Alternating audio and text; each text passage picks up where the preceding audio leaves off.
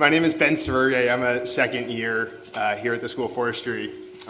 Thank you everybody for coming to the second event this year of the Diverse Voices series. It was a great lineup last year for both semesters, and this is lining up to be an excellent series this semester as well. So I want to thank Melanie Quigley from the Dean's Office and Maclovia Quintana, formerly of the Dean's Office, and the Office of the Provost for supporting this series, which is so important to what we do at FES. And I'm honored to present today's featured speaker, Sudha Nandagopal. Sudha, your current job title, if I get this right, is the Equity and Environment Program Manager for the City of Seattle. But in my experience, knowing Sudha for a couple of years, that title does not quite cover the work that she does. I first met Sudha when I worked for a rather mainstream environmental climate policy nonprofit in Seattle. I would say that although every member of our staff was a happy, liberal, possibly even progressive, we never considered environmental justice or climate justice to be a meaningful component of our mission. We fundamentally failed to consider a justice analysis or really a community-based approach to our work, and frankly, it showed. It showed in our legislation, it showed in our campaign efforts, it showed in our branding and in our outreach. At the time, a couple years ago, Sudha worked at the Seattle Public Utilities, and from that position, she tirelessly, and I think often thanklessly, pressured groups like ours to recognize the privilege that we enjoyed, both in access and funding and priority setting. But more importantly than that, I think she brought us to see the limitations of our strategy as a means of addressing climate change. Sudha helps spur a renewed and I hope productive relationship between environmental advocates and the labor, religious, civil rights, and community leaders under a banner of climate justice. And I credit Sudha for much of my, admittedly still growing, but still limited, awareness of the importance of climate justice and the concern for frontline communities. The climate movement, I think, needs much, much more. When not giving me an education I so richly deserved, Sudha has held leadership positions at Washington Conservation Voters, which is the LCV affiliate out in Washington State, and Seattle Public Utilities, and she is a longtime board member of the immigrant rights group One America. Her current work, which hopefully she'll talk a little bit more today, is directing the City of Seattle's pioneering Equity and Environment Initiative, which explicitly calls for, and I quote, communities most impacted by environmental injustice to be engaged in setting environmental priorities, designing strategies, and tracking progress. She was recently named to the GRIST 50 list of environmental leaders that you will be talking about this year, and I have no doubt that we will. Welcome, Sudha, to the Yale School of Forestry.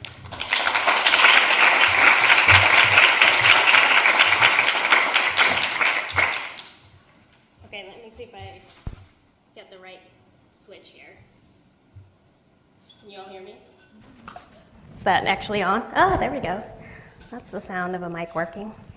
Thank you, Ben. That was a very kind introduction. And I am lucky to have great white allies like Ben who have pushed inside organizations. So I really appreciate that. And thank you for this invitation to Melanie for organizing, for hosting me here, for getting me out from Seattle. It's nice to be in Connecticut. And the last time I was at Yale was for a Cornell-Yale hockey game. Cornell won. So that's my Yale experience so far. So this is a different, I'm not wearing red, which is significantly different from the last time I was here. So I am going to take a little bit to share with you about myself and about the work that I am doing in Seattle. And hopefully we will have a great discussion and some conversation about these issues. Let's see if I can get technology to work with me. So first of all, just a little bit about me. Does anyone recognize either of these rivers or have a general idea of where either of them might be? Nice, good. The other one's a little more obscure probably for this room. The other one is the Kaveri River in southern India. So yes, the first one is Spokane, Washington. And I say that I grew up on the banks of two rivers. and these are the two rivers that I grew up on. So the Spokane River, which is a little town in eastern Washington, very different than what many of you probably picture when you think of Washington State. It's small, kind of somewhat rural in perspective, although likes to think of itself as big and urban. And then the Kaveri River is actually the river that flows through my mother's village in India. And my parents were immigrants from India who ended up, through a long story that I don't have time to share today, but is very interesting, in Spokane, Washington, of all places. And as one of the few immigrant families at the time in Spokane, I grew up as kind of the strange person at school, right? I had weird food in my lunch. I definitely spoke a different language at home. And my name was definitely a challenge for most everyone I met. So I grew up kind of with this sense of like, who am I in this place? And I'd go back to India, and it was still the same question, because in India, I was the American kid, and I wore jeans, and who did I think I was, like trying to speak their language when I couldn't speak it without an American accent? So I like to say I grew up by both of these rivers, and somehow they both have become home for me. But I also, in all of that, and in my travels to India and in my time in Spokane, grew up with a really strong sense of environmentalism. Both places are incredibly beautiful. I had a strong connection to the environment and a connection to the land, to the wildlife, and to the people. And so, but as I got older, one of the things, I was really into the wildlife protection and environmental protection, but I didn't really see myself as part of government. When I looked around in Spokane, government was white men arguing about things that I didn't care about. And so I didn't even see myself in that world. I applied and went to Cornell University with the plan to become a veterinarian until I found out that I'm allergic to cats. So that plan had to be scrapped. And that happened around the same time that we saw the Bush versus Gore election. That was my first time voting. Shortly after, of course, 9/11 happened. And what I began to see actually was the intersection of the issues that I cared about. Here I was, a science student, studying natural resources, biology, environmental issues, but noticing that all the things that I cared about, the things that were happening in India and other places I had traveled internationally, the things that were happening with water issues back home in Spokane, those were all being impacted by those politicians that I had always thought were not me, were not relevant to me. And so my path shifted, and at Cornell I ended up doing an interdisciplinary major in biology and society, and went on to become an environmental organizer. But my first experience of the environmental movement was, unfortunately, pretty much what my experience of politics had been as a young person. It was white. People didn't seem to understand that I had a different perspective. And for the most part, I still felt like that kid growing up who didn't belong in Spokane, and I didn't belong on the banks of the Kaveri River, and here I was in an environmental movement that I cared deeply about, and I still didn't belong. So that meant for me, I had to challenge that. I had to figure out, how could I make this a movement that actually did reflect me and my family and my community more broadly than just what people said was the environmental movement at the time. I went off and worked for the Service Employees International Union, building power with childcare providers who are mostly women of color, low-income small business owners. I was on the board and continue to be on the board of One America, which is one of the largest immigrant rights organizations in Washington State and is helping shape a national immigrant rights movement. And I began to really think about what is the work and the power of building with community members, of making sure that those who are most affected by the problems are the ones leading on the solutions. So I just said the word power in an environmental talk, and I know that probably made most of you think of this. Is that right, for an environmental room? We've got solar panels on this building. But when I'm talking about power, what I'm really talking about is this. I'm talking about the importance of making sure that people are at the center of our environmental progress, that we are building something that is reflective of all of our communities. But in order to really think about that and to understand that, I want to give you all some quick context of what I'm talking about. So some of you might have seen this in The Nation magazine. Take a second here, for those of you who haven't heard some of these numbers before, and think about, what does it mean that race is the most significant predictor in the US of a person living near contaminated air, water, or soil. Don't just think about that intellectually. Like, think about that in your gut. Like, what does that mean? What does it mean when we say that people of color are 2 times more likely to live without potable water and modern sanitation? Does that, I mean, we're all sitting here in what are definitely halls of privilege. And so, like, take that moment. Feel what that actually says here, because this is our work. As environmentalists, if we're not fixing this, then we are leaving a whole bunch of our world behind. At the same time, nationally, there are some significant trends, right? We've got changing demographics. By 2050, 1 in 5 Americans will be immigrants. In the Seattle-Tacoma-Bellevue metro area that I focus on, 54% of the community will be people of color by 2040. So that's really huge. But when you think about this in the context of systemic and institutional racism, we've got a problem if our demographics are changing that rapidly, but the people who are shaping and shifting what our environmental movement looks like, what government looks like, if the people are not representative of these changing demographics.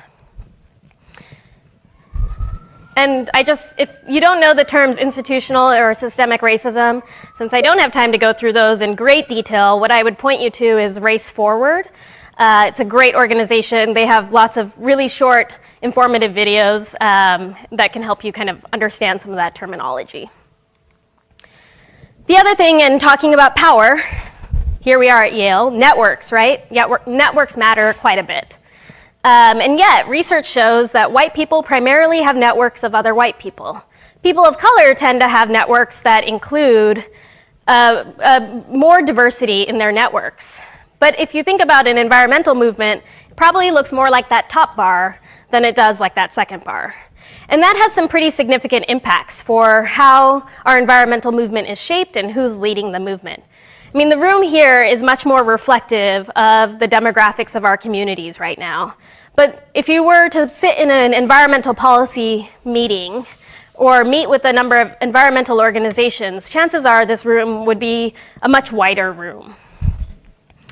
And that has real implications. I think last year, as part of the series, you had Dorcetta Taylor, who came and spoke, and she probably shared more about the report, the Green 2.0 report. But what it found is that the highest number of people of color in environmental organizations is 16%. And when you go into leadership positions in organizations, it drops down to 12%.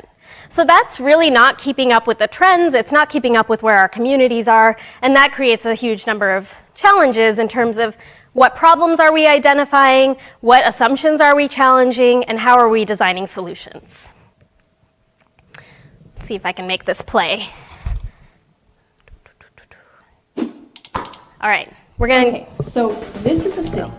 Here are all the people living in it, people of all different colors, ages, wealths, and incomes. Except they don't all live together in the same place. They're separated into different parts of the city by what color they are, what language they speak, and how much money they have.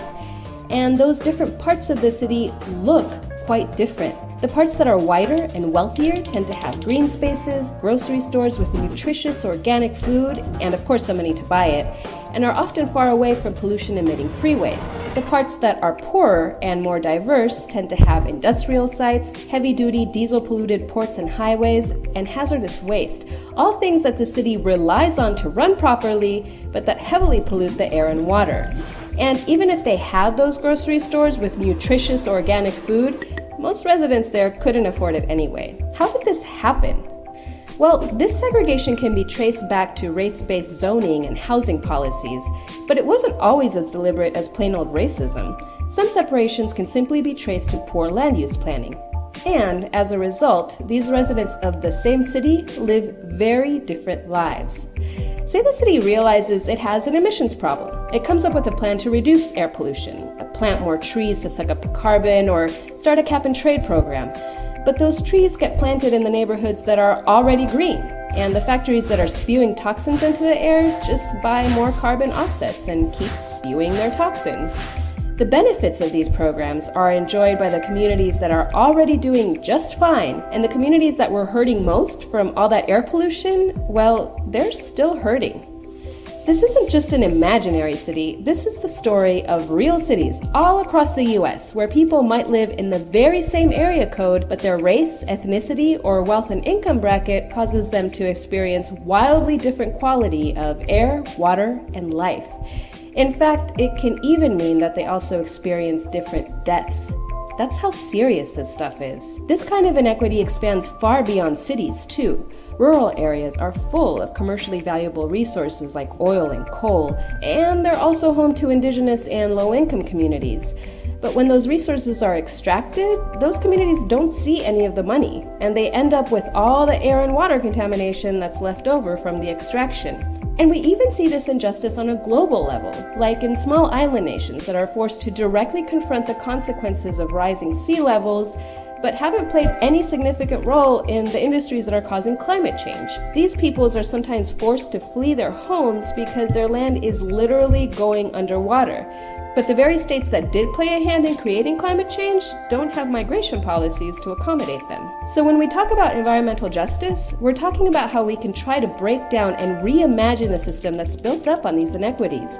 A system where those who are already disadvantaged because of their race and economic status are made poor because they're unable to profit from the resources that the world depends on and are made sick or worse by the environmental contamination that comes with extracting those resources. Social inequities are intimately tied to the environment. That's why social justice is an environmental issue too.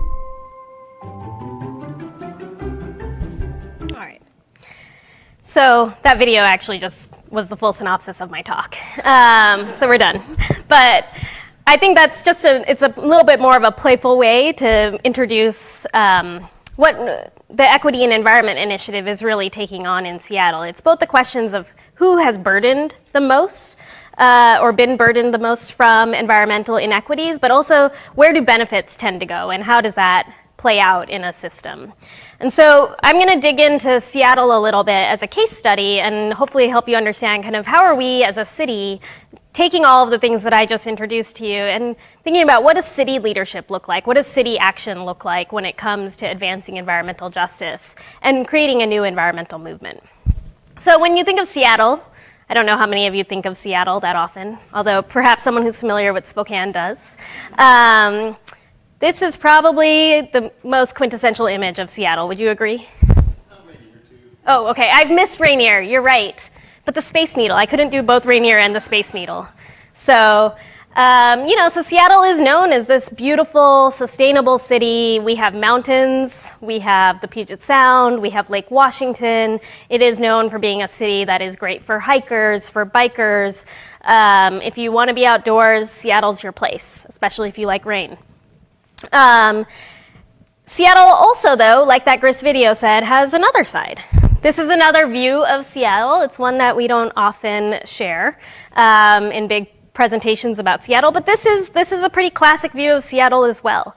And you see that we have industrial areas, just like many other parts of the country have, and we have a river that runs through Seattle. We have communities that live alongside these industrial areas and alongside that river.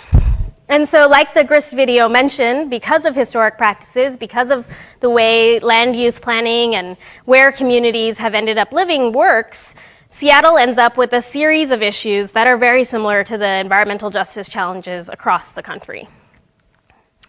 So in order to set some additional context for the challenge in Seattle, much like many urban areas, especially on the West Coast, Seattle is experiencing a huge technology boom right now. And as a result, I just saw this in the Seattle Times a couple days ago, the median income in Seattle hit $80,000.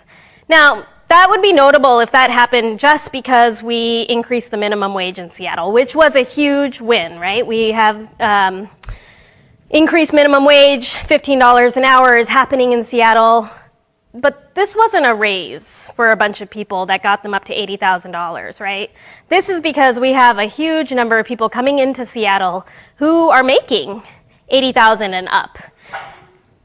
What that plays out as when it comes to race, because it's always important to look at race and income, race and gender, we see a really stark story here. It's white people who are the primary beneficiaries of this increase in income. And Asian community members are well below that median income. And when you go down all the way to Black community members, you're at $37,000 as the average income.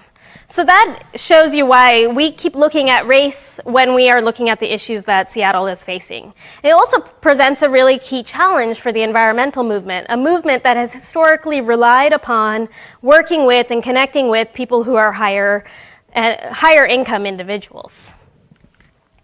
So just as another thing to note here, we've got homeownership rates in Seattle. So again, when you look at it overall, it is presenting that same image to you. The challenges of homeownership in Seattle are really significant right now. And much of our country and our wealth system is based on being able to own homes. Similarly, many of our environmental programs as a city government are based on people being able to own homes. It's whether you can get a rebate for that new washer and dryer, for that energy efficient refrigerator, right? These are things that require you to actually have a home to even participate in.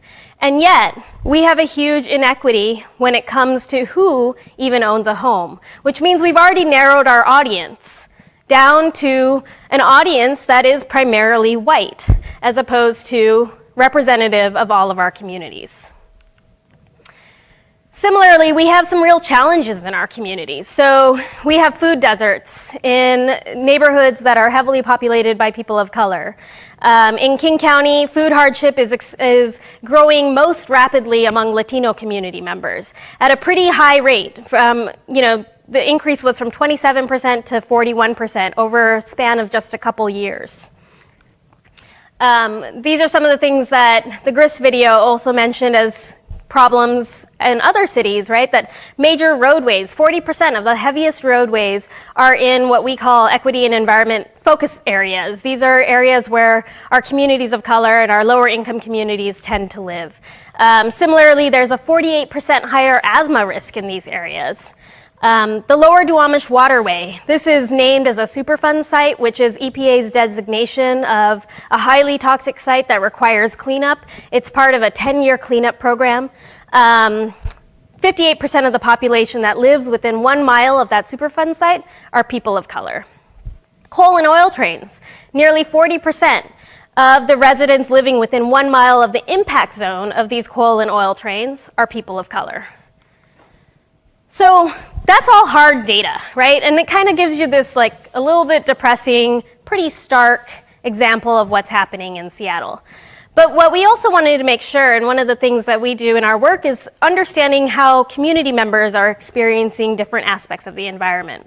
So I want to share with you a really quick audio clip from Hamda Yusuf, who was part of our leadership team of creating the Equity and Environment Initiative. She's just graduated from the University of Washington, and here's a little clip of her experience of Seattle's environmental movement. My name is Hamda Yusuf. To be an immigrant in this country is to have given up parts of yourself for resale. This is our penance for having been born elsewhere, to have been born other. I watch a city employee teach my mother how to compost. He speaks slowly, as if his tongue were wrapped in silk. He makes an X with his arms to indicate what can't be composted. He picks up a water bottle and a pizza box. He says, "Plastic, no. Cardboard, yes." I wonder if he knows my mother can speak 3 languages. I wonder if he'd care. My mother smiles kindly at him and makes her arms into an X. "Plastic, no. Cardboard, yes," she repeats. Later, we find ourselves cooking dinner. The windows have fogged up and the meat sizzles in the pan. I watch her toss potato peels into our compost bin without a second glance. I ask her why she didn't tell the man that she knows how to compost. Why she didn't tell him that she has been composting forever, that she composted in Somalia, across continents. She shrugs, tosses in the onions, and says, "Sometimes you have to let white people explain. They don't believe you if you tell them that you know. You just let them explain." So Hamda is one of our leaders in this movement and is not afraid of making people uncomfortable. So, that's one of the things about this initiative is that we are willing to say things, that we are willing to challenge what has been traditional. And a big reason why we're able to do that is Mayor Ed Murray's leadership on this. Since being elected in Seattle, he's really dug in on issues of race and social justice and wanting to make sure that the environmental work of the city is deeply embedded and connected to issues of race and social justice. So I just wanted to note that because, Seattle is able to do this work because we have the political context in which to do this work. And there are other cities around the country now who are taking this on in various ways. Some have the political context, some don't. Some have the leadership, some don't. So knowing that, it's really important to know, yes, Seattle's this really progressive city. We're willing to take on these issues. People like Hamda are still experiencing our environmental movement in a way that is condescending and definitely disconnecting. And so I'm using Seattle as the example, obviously, since that's where I work, but I hope that all of you will see that there are ways in which this work applies broadly, no matter where you are in the country. And so for our approach with the initiative, so Mayor Ed Murray, in having this focus, he was the one who launched a couple years ago the Equity and Environment Initiative, the program that I lead. And it's really about making sure that people of color, immigrants, refugees, people with low incomes, youth, limited English proficiency, community members are all part of our environmental movement, that they are leading on the design and the policy solutions, that we are making sure that all people in Seattle benefit from our environmental progress. What we did, though, that's really different from most government work is that we took a very community-centric approach. So we've been using storytelling like what you heard from Hamda, both to uncover what's happening in our communities and how people feel about the environmental progress of the city so far, but also as a way to build trust, because we are government after all. And government doesn't necessarily have the strongest trust with many communities, especially for those communities who felt a historic disenfranchisement from government, have been historically underserved. We also recognize that this is not a problem that government solves by itself, right? So we have a number of players who are part of our part of the initiative. So we have foundation partners, both local and nationally. We have mainstream environmental organizations like the one that Ben used to work for, who are part of our work. We have community members and elected officials. So it really does take a full community approach to take on issues of environmental justice. One of the things that we did really differently than a lot of other programs is that we set out from the very beginning using a key environmental justice principle, which is that those who are most affected are leading on the design and have really strong leadership in what the work looks like. So we created a community partner steering committee because in Seattle, we have a pretty diverse array of communities. So we have a lot of different immigrant and refugee communities. We have communities of historic communities in Seattle. So with knowing that, we wanted to make sure that we had at the table people who are really familiar and have strong networks in those communities who could help us design what this initiative looked like and help us design what does it mean when we say we want an equity and environment agenda for the city of Seattle.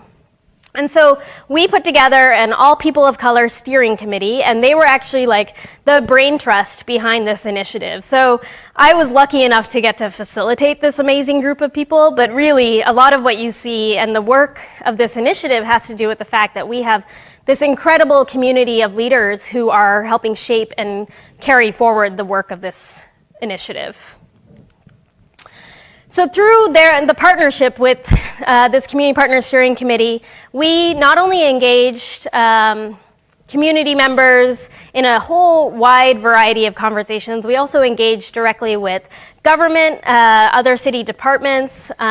We worked with a number of environmental, sort of historically white-led environmental organization leaders. We had workshops with them to help them understand their place in this work, and also opportunities for them to align and support the work of the Community Partner Steering Committee.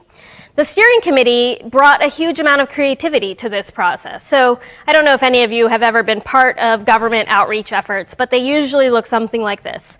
There is a person standing by a board, and you walk up to it, and you look at the board, and the person shares some information, and maybe there's a survey that you fill out, and then you go and have a couple crackers at the back of the room, right? So government outreach is not essential. It's not historically known as like, that's the place I want to be. Or, the other example of government outreach is like someone comes and presents on a topic and it's a full room of people who are all really upset about something or feel really passionate about something. And if you're the quiet person in the back of the room, you're probably not the one raising your hand and talking.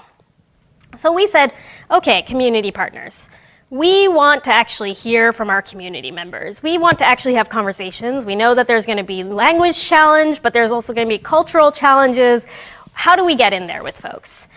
And so they came up with a whole host of things to do. It was everything from karaoke nights with Vietnamese elders, which was hosted by the Duwamish River Cleanup Coalition, to nature walks with youth from the International District, and that was hosted by Interim Wild. And so we had this beautiful array of things happening.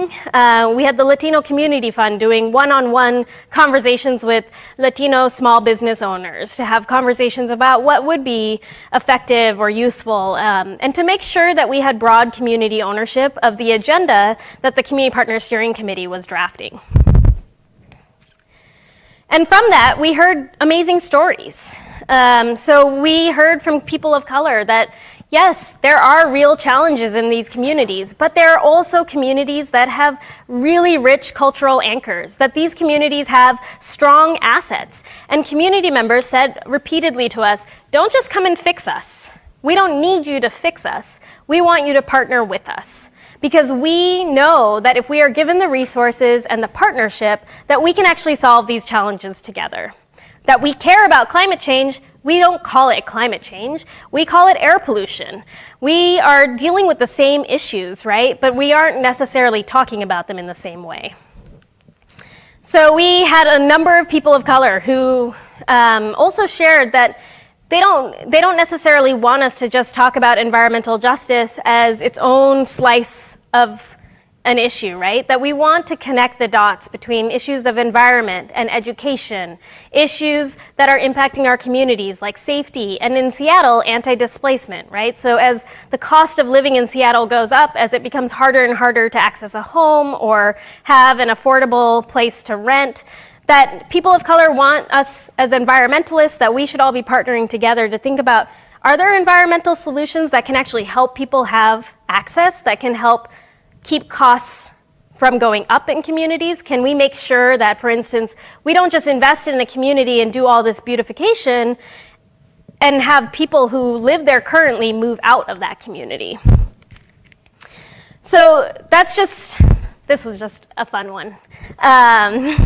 But, I think it's just a sampling of kind of what we heard from community. And as someone who lives in a predominantly people of color part of Seattle, I will say that my experience is the same. Like, it's not about I don't walk out every day thinking like, oh, I'm suffering from worse air pollution here. I walk out thinking about I love this park, and I love seeing my neighbors, and I love that I live down the street from a grocery store that I really enjoy going to, or that I can, really quickly access foods that are common in my culture, and that when I walk around, I'm seeing other people and community that I love and care about. And so I think that, sometimes we forget about that, right? We sit somewhere far away from the people that we're trying to solve for, instead of sitting with them and solving the problems together. And so that's what the Equity and Environment Agenda is. It's really a blueprint for advancing race and social justice in Seattle's environmental work. And it's a set of goals and strategies that are intended to serve as a roadmap, not just for city government. We know city government can lead by example, but also for others to take parts of it to understand how they might use some of the lessons in this agenda as ways for them to advance this work as well. So the 4 goal areas, and I'll go through these pretty quickly so that we have some time for questions, are the first one is healthy environments for all. And this is really about understanding issues from the perspective of communities of color. What we know is that government has historically left out a number of issues because we don't have people in the halls of government who are thinking about things like air pollution from a certain perspective, right? So we might not know some of the issues that are happening in our communities if those communities aren't strongly connected into government. So having that understanding, but also knowing that there's a cumulative impacts piece to this. And this is something environmental justice talks about a lot, right? That if you are living in a place that has a high degree of environmental hazards and you experience socioeconomic challenges, so you're lower income, you're a person of color, that actually there are studies that show that your experience of those environmental hazards is exacerbated. So we want to make sure that we aren't just saying like, oh, it's okay that air pollution is at this level across the community, that we're recognizing that people who are lower income or people of color might still be bearing a disproportionate burden. And so we have to dig in there. We have to understand the data for sure, but we also want to be responding directly to community stories around what are some of the environmental challenges and what things are impacting people's health. This is also connected to the anti-displacement piece that I talked about earlier, where we want to make sure that we aren't just improving the environment without connecting to the community. So what happens otherwise is that we could improve the environment, and if we're tracking asthma rates, we might say 5-10 years from now, oh, the asthma rates have gotten a lot better here. But it might be because we have a whole new population of people living in that area. And the people who had asthma have moved further, in most cases in the Seattle area, they are moving further south and out of the city. Jobs, local economies, and youth pathways. So this was something that came up really consistently in our conversations with folks, that people said, look, the environmental movement has a problem, but you also have some awesome jobs, and we want access to those jobs. We want to be people who are helping solve these problems for our communities. So how can you make sure that when you're thinking about an environmental program, that you're also thinking about the intersection with jobs, that you're thinking about who are the small businesses, who are the local economic engines that can be part of that environmental solution. That we're not just thinking about big, broad solutions, but again, we're really making sure that the economic benefits are coming back to the communities who are most impacted by the issues. Equity in city environmental programs. This is about the leadership piece that I've talked a little bit about, making sure that those who are most affected are at the center of decision making, at being able to hold government accountable on these issues. But it's also something more subtle than that too. It's about us asking different questions from the get-go on what programs are we designing. So if we have a rebate program, are we thinking about the fact that rebates serve primarily people in homes? And how do we then build a complementary program? It's not to say that we necessarily stop doing that rebate program, but we might need a different solution for different people who are living in affordable housing units or who are renters in our city, right? So how do we serve different populations? And especially given the changing demographics of Seattle, this becomes really important. It's also having people in the room who can challenge our assumptions and who can ask some of the tough questions, like things, for instance, if you are putting in bike share across the city and you put in bike stations in certain neighborhoods and you say, check the box, we've got access. That's true to a certain degree, but the question then is, do you need a credit card to access that bike share? Because what do you do when you recognize the fact that for many people, access to credit is a real challenge and a significant barrier to being able to participate in many parts of our community, let alone the environmental movement. So it's really being able to challenge some of those assumptions, right? We have to ask different questions to create different solutions. We have to have different people in the room so that we can ask those different questions, because it's certainly not just my brain or Ben's brain that's going to get us to those different questions.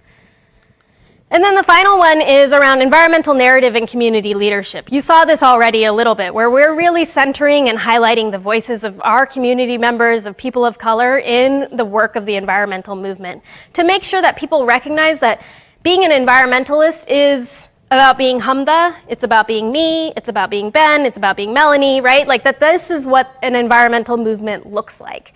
And then also recognizing that if we invest in our communities, if we partner with our communities, that we can actually build solutions together, and that there are community-led solutions that are just waiting for that extra oomph or some support.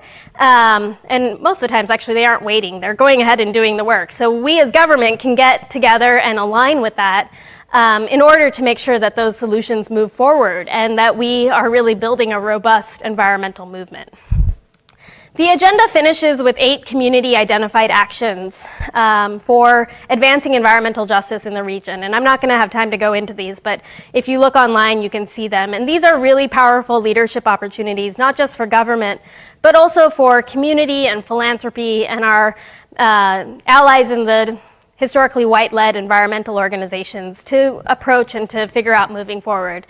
We're starting on some of these already as city government, and that's kind of the next phase of the work moving forward. And so all of this, I want to bring it back to the thing I started with, is about power, right? So this agenda is fundamentally about centering communities of color to have power in our environmental movement in the city of Seattle. And that is something that's changing how we are shaping programs already. It's shifting the questions that we're asking about programs.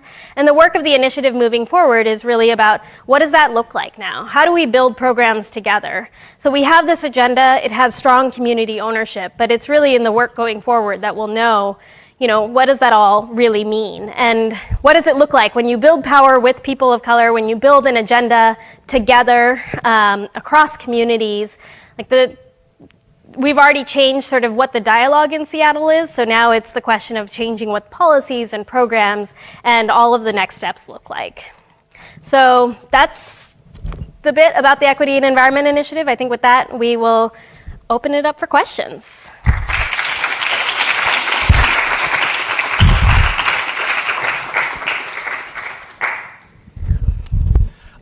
Thank you. That was a very impressive and presentation. I really appreciate your personal story and the great work you're doing in the city. My name's Michael Mendez. I'm a Pinchot Faculty Fellow here at FES, and thank you for coming all the way from Seattle.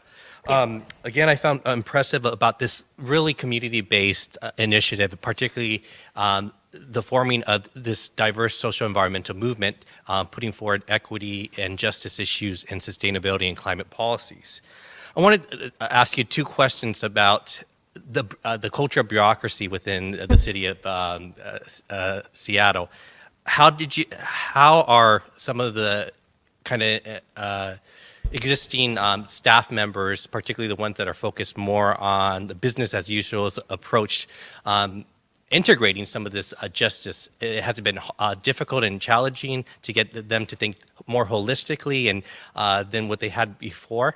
And then secondly, in terms of co-benefits, how are you documenting that and tracking that and ensuring that, that they are real and they are transparent? And then lastly, just really quickly, is if you can speak about the initiative on the carbon tax and the split between mainstream environmentalists and environmental justice community. I may not be able to speak about that last one because I'm here as a representative of government. We do not take positions on initiatives. But on the first 2, I will say, in terms of challenging where people are thinking about this work, I think it's an ongoing process, and it really varies depending on the program and the program manager. So I was previously in Seattle Public Utilities as part of their environmental justice and service equity team, and that team actually digs in with a lot of programs throughout the utility to try and get them to shift their focus, and has been quite successful over many, many years doing that work. This initiative was kind of born from that. And so I'd say that it does really vary in some cases, and because we have the backing and the leadership of the mayor, obviously that gives this initiative a lot of space to push and to design new solutions. So for instance, there is now a Duwamish Valley program where the Office of Sustainability and Environment is partnering with a number of other departments. We've hired a Duwamish Valley advisor who is deeply connected in that community to design and think about new ways of approaching our work in that area to ensure that quality of life is something that's really taken into consideration while we're doing, the Superfund cleanup is sort of an EPA-led separate process, but that we as city government have an obligation to protect the people in that area. So that's just an example of an issue area that rose to the surface of this agenda creation process. And then I think, there are other things, like I am partnering really closely with our climate resilience and climate mitigation work in the city. So Seattle has a really awesome new initiative called the Drive Clean Seattle initiative. And so that initiative is about making sure that we are shifting and dealing with our emissions issues in Seattle by shifting to a cleaner vehicles across the way. So whether that's buses or cars, or making sure that people have more of an ability to walk, or light rail, or any number of things that could be transit-related emissions reductions. But one of the things I'm doing is using the agenda and community partners to work together on, so what do some of the solutions need to look like to make sure that communities of color are directly experiencing those benefits? And so you'll see those in the coming months, hopefully. We just released the agenda, I should say, on Earth Day of this year. So we're just beginning to transition into the kind of digging in implementation phase of the work.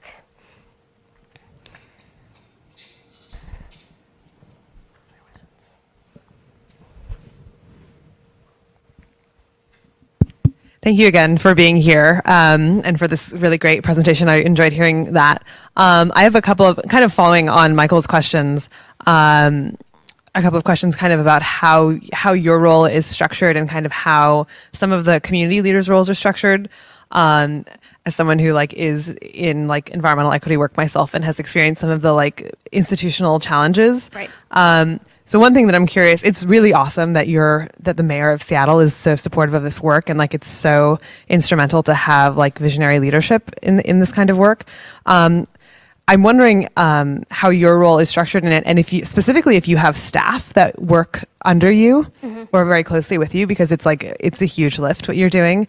I'm also related to that. I'm curious about whether the folks who are on your kind of community leadership board are in any way compensated for their time, or if that is all kind of on a volunteer basis. So I'll try and remember all the pieces to this question. So first of all, I do have staff, Sarah Cabillos, who's not here in New Haven, but really should be, because she's the brains behind a lot of the work as well. So she works with me as my program coordinator, digging in on a lot of we kind of team on things. Seattle is actually, we have this unique situation that we have the Race and Social Justice Initiative. So we have some amazing staff across the city government who have been digging in on these issues and thinking about things differently. The Environmental Justice and Service Equity team is also part of this work from Seattle Public Utilities. So I would say it's not really that everyone reports to me, which is probably a good thing. It allows me to kind of be working with a lot of other folks, as well as spending time in the community. And so that's the structure right now of the initiative. It's embedded within the Seattle Office of Sustainability and Environment. So the director of that office, Jessica Finkoven, is a real leader on these issues as well, very connected and supportive of this work. And so that's, so there's capacity throughout the office. And yes, it's also a really big task, right? So it's both things. And then in terms of the second part of your question, remind me. Oh yes, compensation. So in the first year of the initiative, we actually did have private foundation funding that allowed us to support the organizations that were participating in the Community Partner Steering Committee.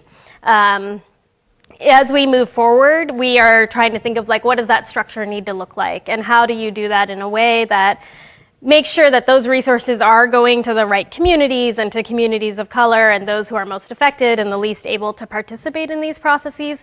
one of the challenges when you create a formal structure in government is then the things that you do in one formal structure could apply as precedent across structures. And so that's something that we're working out right now as we look at what this looks like moving forward. But for the first year of the initiative, they were compensated.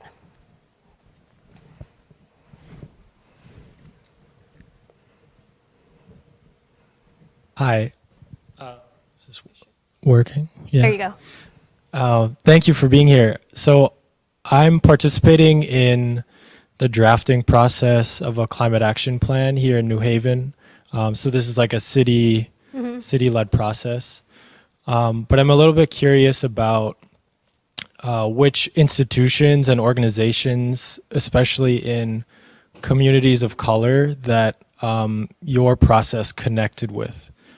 So in New Haven, labor unions are pretty significant, but I guess I'm wondering more specifically what institutions or what organizations you were able to connect with. So in Seattle, we worked with a number of different community-based organizations who have deep networks in communities of color. They don't all identify as, say, environmental organizations. One America, for instance, was one of the organizations involved. Their mission is around immigrant rights issues. We had Feast, who was part of our work. They work primarily on youth leadership and food empowerment issues. It was a pretty wide array of organizations, and part of how we were able to select organizations was one, my background and experience, as well as a couple of the other folks who were helping design this initiative. We have pretty deep relationships in communities of color. So we were looking for organizations and individuals really specifically from those organizations, it was really important for us to take out the understanding of sort of the tendency is to go to executive directors of organizations and the organization has to have the right name. The executive director they have to be the right person. And so what we did was we actually, for the most part, except for a couple organizations where they have newer executive directors, we worked with program staff as part of the steering committee. That was also about us raising up and in that effort, diversifying who is leading on these issues. So it's not just the executive directors having a chance to be part of a steering committee like this, but also recognizing that there are individuals who are within organizations who might have a stronger connection to wanting to help shape the environmental movement and have other not have the same level of commitments already that an executive director might have. So for instance, Roshni Sampath, who worked with us from the Statewide Poverty Action Network, she actually has a degree in environmental sciences, but her day job is working with low-income community members and policy advocacy in that arena. So it was knowing people, it was finding the right people, and then having those folks together as part of a community partner steering committee.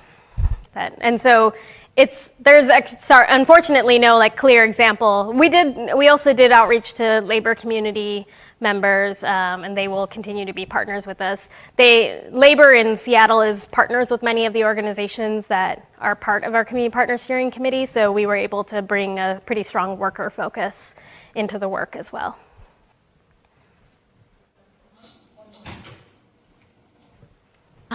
So a quick question. In the creation of the initiative and the stakeholder or the steering committee, were there other cities or that you looked to as models, or were there alternatives that you looked at before you guys decided on the steering committee as a method to advance the EJ principles? So the city I would say that we looked to the most was Portland. Desiree Williams-Raji, who works in Portland, had led a really innovative process around their climate action planning work to center it on equity, and had similarly created a model that worked directly with communities of color, then partnered with the kind of historically white-led environmental organizations. So Desiree was someone that I talked to quite a bit as we were forming this initiative. We were also looking to just kind of social justice movement work within government more broadly, and I think there was quite a bit of evidence that it would be helpful to have a strategy that started with those most affected, and knowing that in order to have broad community ownership of environmental justice, that we really needed to do that. Because environmental justice historically has not really been held by city government. It's usually a community advocacy body of work. And so we wanted to be really thoughtful about making sure that this was designed with those folks who are leaders in this work. And so that's, I would say Portland was the one we looked to the most, but it was also just our experience in doing smaller things within Seattle that weren't necessarily citywide that gave us some of the understanding of how to approach this.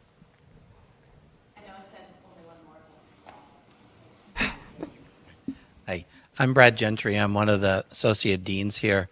I wanted to pick up on your comment about working with historically white-led environmental organizations. And I guess two questions. Were any of those efforts successful in your view? And to the extent that they were there any sort of lessons learned from that other historically white-led environmental organizations might consider using down the road? Sure. Well, I should acknowledge, first of all, that we, as the Office of Sustainability and Environment of the City of Seattle, are a historically white-led environmental organization. You see me here, that does not mean this is reflective of our office. So that's important to note, because I like to think that the initiative is successful, therefore, if it's embedded within a historically white-led organization. But that's a flippant answer. I will say seriously that the organizations that participated in our workshops had some pretty big breakthroughs in terms of understanding and approach, that a number of them are now finding ways to partner more directly with communities of color. A number of them are taking on efforts to build their own racial equity plans for their organizations. They made a series of commitments as part of their work with the initiative to support the agenda, and a number of them are now actually moving forward on those commitments and thinking about how to do that work. There's a lot of stumbling that's part of this work, right? And sometimes I'd say that with white organizations, there can be a tendency towards navel gazing.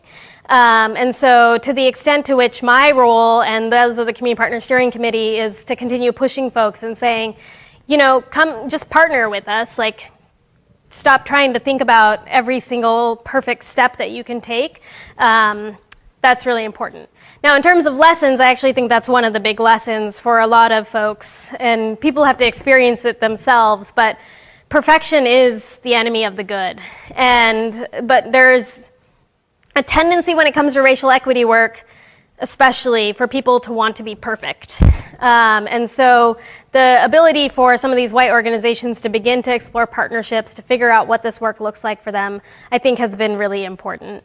I think another thing is that challenging the understanding that access doesn't equal equity. That is something that's still an evolving concept for a lot of folks, but it was really present in the workshops that we did.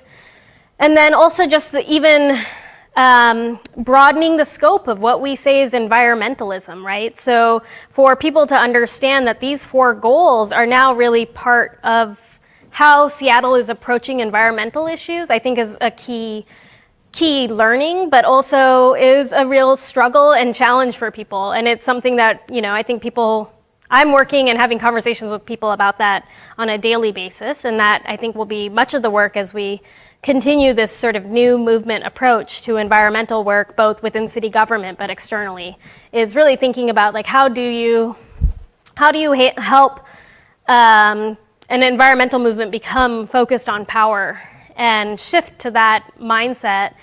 I think that's an ongoing lesson that people are still working on grasping.